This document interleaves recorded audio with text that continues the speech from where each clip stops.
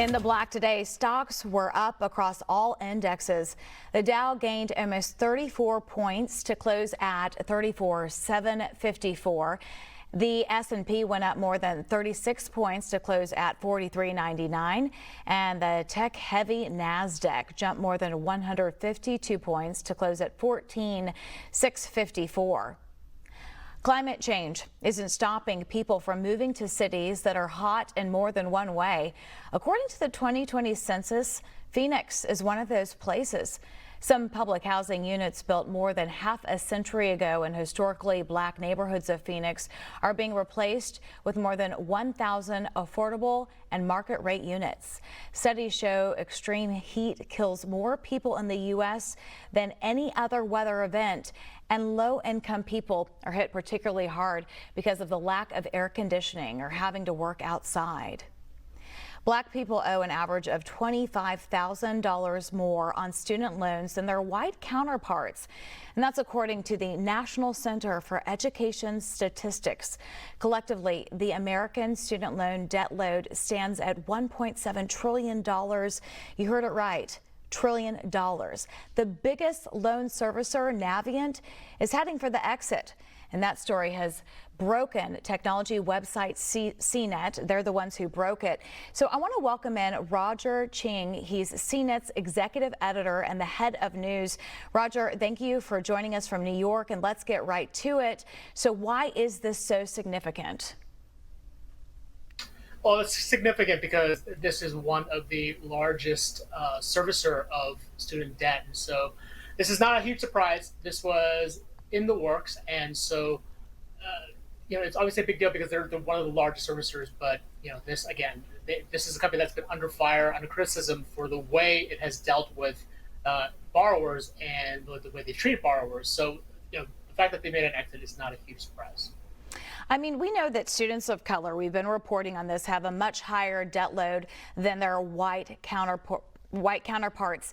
Is this change going to have a significant financial impact? Right now, it's a little unclear just what that impact is going to be. Right now, they're working out a deal to have these loans serviced by another company, Maximus. The deal has not been agreed upon fully yet, so there's still some details to work out, but at least as far as we know, the terms of the deal shouldn't change. A lot of it should be able to transfer over. But at this point, it's a good reminder for folks to go into their accounts, make sure their contact info is up to date, because there will be a number of communications coming if this handover happens, and it could happen very soon.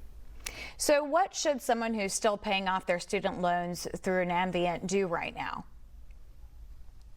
Right now, there's nothing you can do. At this point, it's really going online, going to your account, making sure your contact info is up to date, because they will be reaching out to you to discuss what the terms of that handover is. But as far as we understand it, the handover to, we believe, will be Maximus, is going to be fairly seamless. The terms will remain the same. The payment systems you're on will remain the same. It's really just making sure that they have the right way to contact you, to make sure that they're keeping you in the loop about how the changes are going to happen and when the changes actually happen.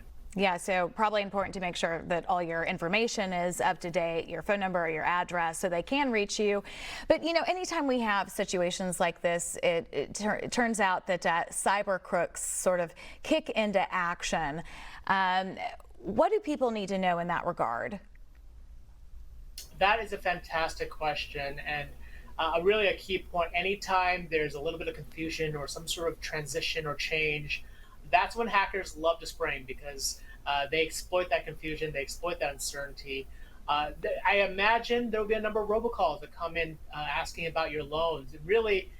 It's really up to each individual to sort of do their homework, vet what emails you're getting, the phone calls that you're getting, to see if this stuff is legit. Even looking at things that, like the typo or the email address, to make sure that the correspondence you're getting is legitimate, is key, because there is definitely going to be an uptick in hackers looking to take advantage of this time of confusion. Yeah, it's unfortunate, but we can count on it, right?